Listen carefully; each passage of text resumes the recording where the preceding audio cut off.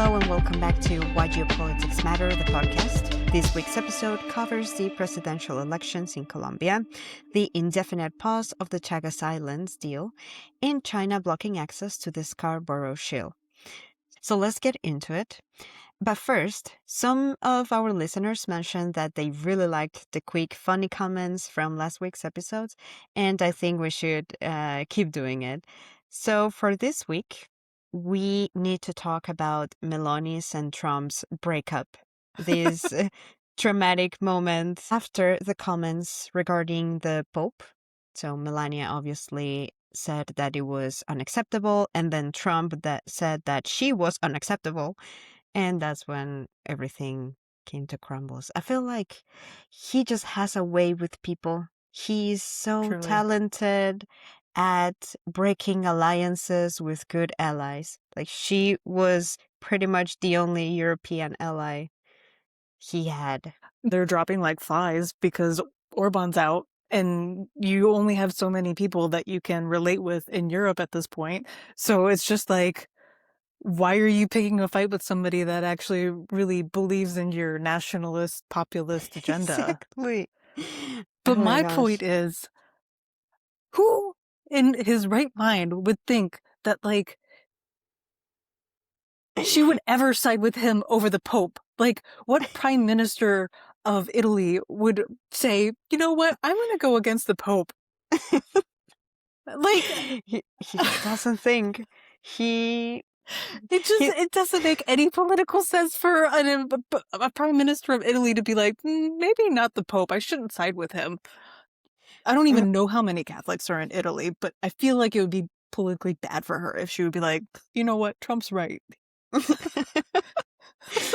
I think that his logic was, well, I told her a good, pretty words in the past, right? Like, oh, she's so beautiful and she's got courage, and that should be enough for her to side with him in the matter. That puts me in my feminist rage.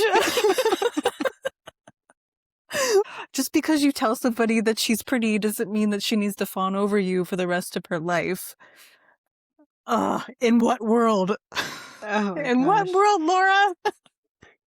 Did you also see that I'm not sure how long ago exactly, probably a week or two, he was in an interview with a journalist, and he just changed the question, and he went, oh, like, do you remember back in the 80s or 90s when we had dinner together?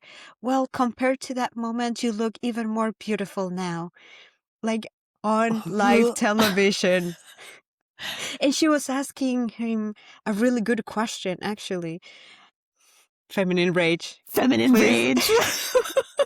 Let's do a thumbnail about that, please. We could do a whole hour-long thing about him and how he just enrages women in general. But, like, the point is that, like, you don't have very many friends. Don't be picking fights with people that you will not win politically. And, like, things are changing in Europe. Like, it may be, like, in Czech Republic, we may have gotten Babiš, but, like, you just lost Orban, who was a much more polarizing, much more influential leader. So you need to, like, keep the friends that you have. And I just don't think he understands what it means to keep friends. It's not transactional. It's not a business deal. Like, this is politics. You have totally different priorities in different countries. So it's just like, in what world? But it's also like, it's so funny to laugh at because it's just like, it's on him. Trump stamp. Approved. Yeah, for real, for sure. All right, now let's get into the serious topics. Okay. And as I mentioned at the beginning, Colombia will hold presidential elections on May, specifically on May the 31st, on my birthday. Woo! And due to reforms that we adopted in the past, by the way, I need to do a quick parenthesis here for those who don't know. I am Colombian. I'm a Colombian citizen. So this is a topic that is, of course, close to my heart. So yeah, due to some reforms that we adopted in 2015, presidents can no longer be reelected. And right now, the race is centered around three main candidates. Ivan Cepeda, he's one, who is aligned with the current government, which is left wing. Then we have center right wing candidate, which is Paloma Valencia, and pure right wing candidate Abelardo de la Espriella.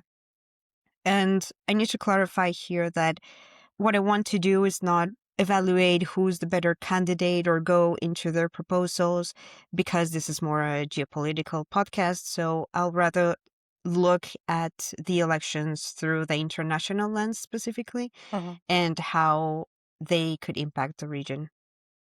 Now, the elections are important for not only for neighboring countries, of course, but also for the United States when it comes to security, because both for us domestically and internationally, and that's the angle that I want to focus on the security angle. Right now, there are two competing security models, let's say.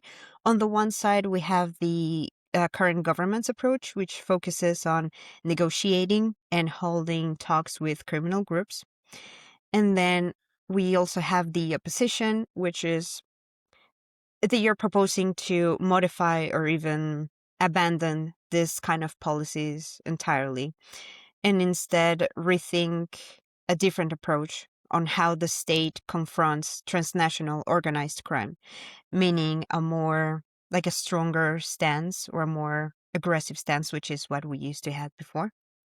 And this matters even more now that the US refocused its attention on the hemisphere and makes it clear that its domestic security depends on cracking down on cross-border criminal networks. And that makes it a priority for the United States, of course. So for them, there are three elements that are very important to have, like, in the hemisphere. One is democratic and stable governments. Second, that they're genuinely committed to fighting transnational organized crimes.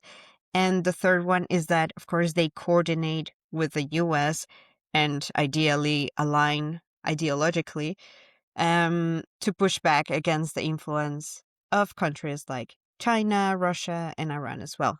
And there's another variable, Venezuela, of course. So if the current political project continues through the candidate Ivan Cepeda, we are looking at a movement that has affinities with Nicolás Maduro and the broader, let's say, Chavista type of regime because they are left wing. And this is something that the US will keep in mind, of course. That's why a political shift in Colombia could also mean alignment with broader regional initiatives. For example, the Shield of the Americas or El Escudo de las Américas, which is a US-led initiative that was created by Trump, including several nations. But Colombia and Mexico are not part of it. Oh, interesting. Yes.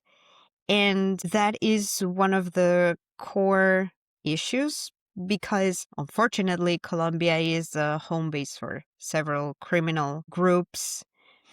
And not being part of it because our government is more left wing and doesn't align really well with Trump, it might undermine our domestic security as well. So, depending on the elections, the model that is chosen to go with will have a broader, stronger security impact.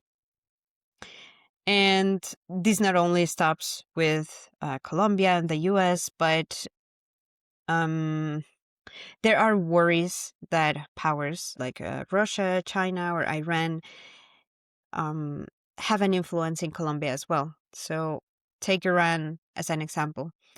For over decades, there has been evidence that Iran, through its proxies like Hezbollah, they have had presence in the region. Individuals linked to networks have been arrested and deported in Colombia, which are connected to illicit activities like money laundering, drug trafficking, of course. And there have been some investigations showing that these networks help move cocaine from South America to the Middle East, to Europe. So there's like a dimension behind. And of course, this is something that also is interesting for the United States that they should worry about. And is there one political party that seems to be maybe favoring better relations with the US or keeping the status quo with Iran and China? Is there like is like the left wing more trying to uh, be a little bit more of just working on social policies, and then maybe the right wing parties are more interested in getting certain benefits from having a stronger relationship with the United States or with Russia or with Iran, or even just regional powers like Brazil, or trying to step up more security southwards towards like Ecuador and like that sort of thing, because that's become kind of a hot spot as well. Yeah. The political parties from center-right, with Paloma Valencia and Abelardo de las Priella, they push for um, alignment more with the United States and a different type of security approach, meaning a stronger army, military operations, and leaving the talks aside because unfortunately, they have not had much results. In the last couple of years, specifically in the last 3 years, there have been more massacres compared to previous years, increased forced displacement, and killings of social leaders, terrorist attacks. And in the Global Terrorism Index of 2026, we rose 5 positions. Wow. So that is something that tells the population we're not doing that great. So some of us are thinking, yeah, maybe this approach is not working. So do we have to do something different, stronger stance again? But this is what we've had for several years in the past, even before the left-wing government came to power. So it's a very complex situation in that regard. But yeah, this is what will define the political debate in the coming weeks. What kind of security model Colombia adopts and how the next president will act in an increasingly interconnected geopolitical landscape. Now, without further ado, Meredith, if you would do the honors of continuing with our next topic. So my next topic is the Chagos Islands. The United Kingdom announced on the 11th of April that it has paused its plans to hand over the Chagos Islands to Mauritius. The islands are a group that includes 60 islands in the Indian Ocean, and they're about halfway between East Africa and Indonesia.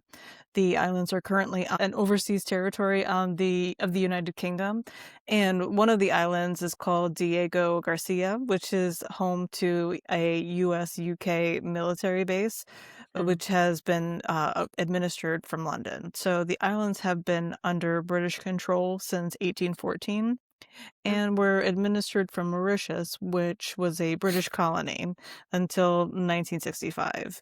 That is when Mauritius gained their independence and the Chagos Islands were made a British overseas territory.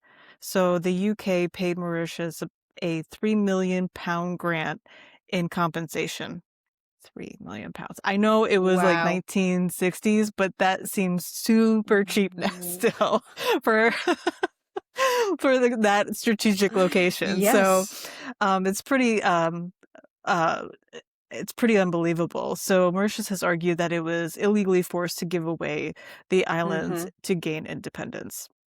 In recent years, the UK has come under international pressure to hand over the control of the islands to Mauritius.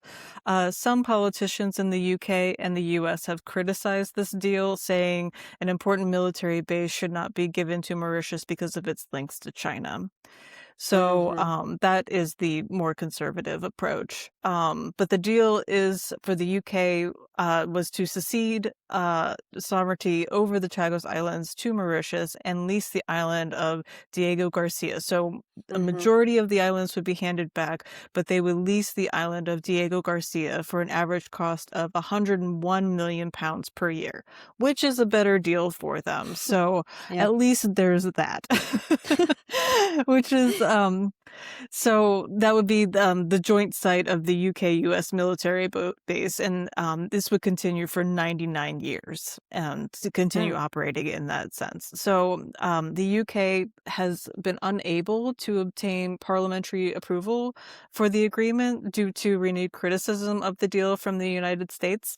Mm. And with and their withdrawal of support has created a lot more tensions for everybody in the UK.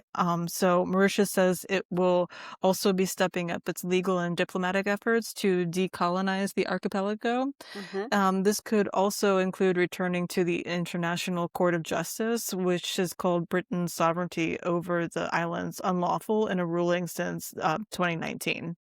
So, yes, it was all agreed, and even the State Department put out a message saying, "Yep, we agree to it too. We'll send over the paperwork."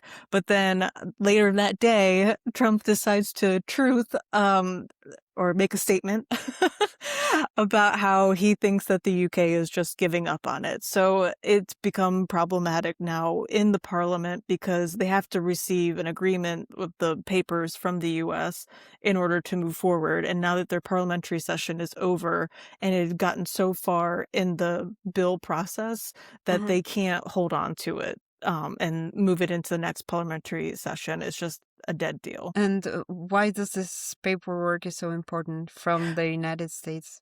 It's because it is a UK-US joint base. So they have to Mm-hmm. work on it. They work on it together, and so the US has to agree to it too. Even though all of it was pretty much signed and sealed, and then like a couple hours later, the whole thing blew up, which is unfortunate because this is about a country that is still trying to get back its legal property. International law is very clear, and it was I still can't wrap my mind around the 3 million pounds that like the government That is received. Like it nothing. just smacks of like indifference to these people and how they were probably treated. I don't know the entire history of how the country was colonized, but it just like I don't know. I think for the British, it's their representation in the world and still trying to get back on that footing is still that's something so controversial in the global South. Yeah. And yet again, there's another piece of evidence that Trump doesn't respect international rule, that he doesn't really care with everything signed and sealed, and then just like, nope, you are cowards. You're giving up on it. You should. Like, what is this type of behavior? Yeah, and who is it that's whispering in his ear saying, "You know what? This isn't a good deal. You should back away from this." It's like people have done all this work to get this all set up so that it can like follow international law, but like it just yeah, just horrible.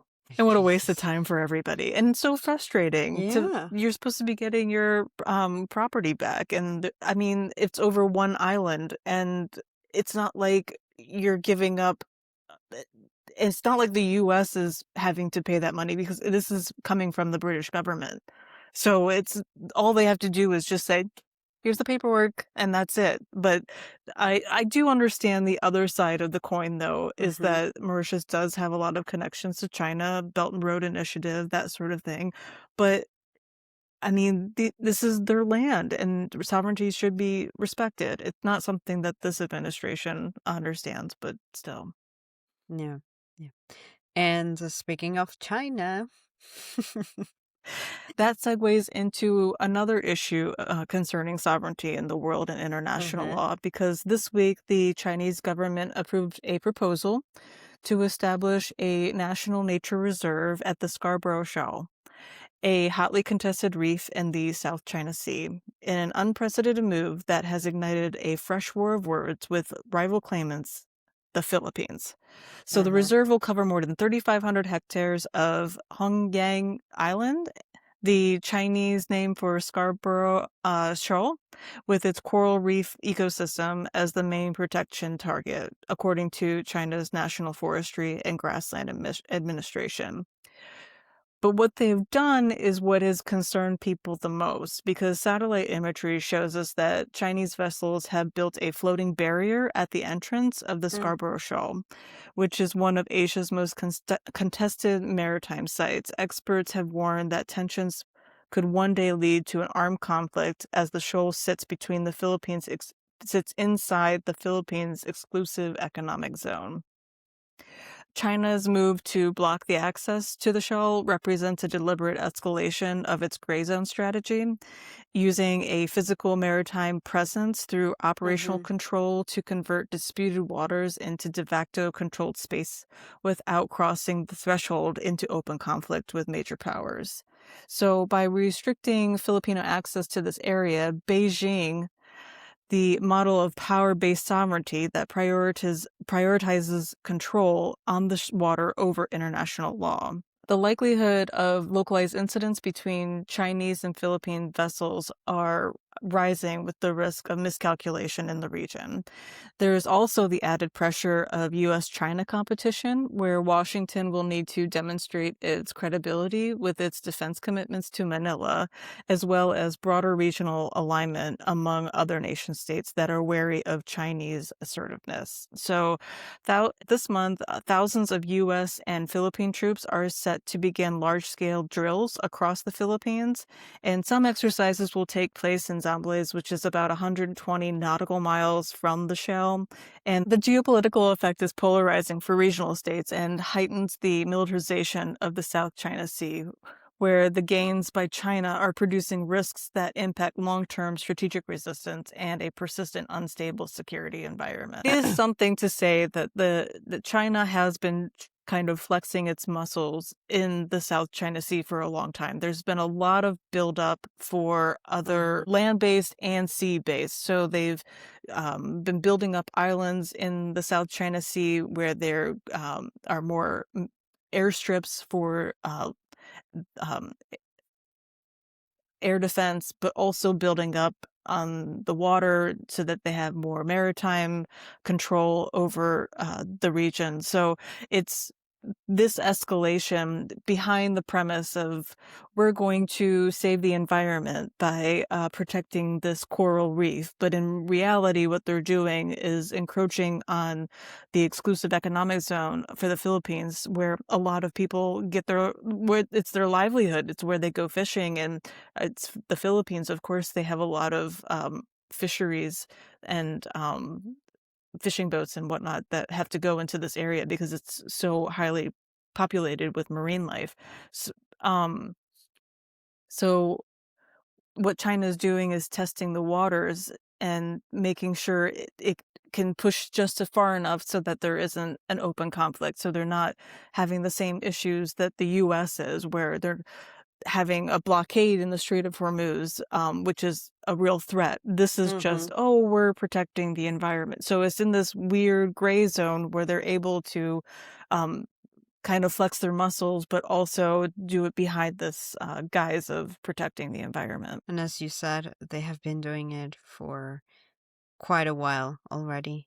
And I Uh-huh. don't think it's going to be the last of this kind of moves in the South China Sea. We'll have to see what's next regarding Taiwan and everything. Yeah. No, the South China Sea. We'll have to talk about it in future episodes. Yeah. Or it could be an article. And it could be an article. So watch the space. So as usual, on behalf of Meredith and myself, we thank you for listening. If you enjoyed the episode, make sure to subscribe and follow us on YouTube or wherever you get your podcast, and stay with us to keep unpacking why geopolitics matter. For more articles on why geopolitics matters, don't forget to subscribe to our newsletter at whygeopoliticsmatter.com.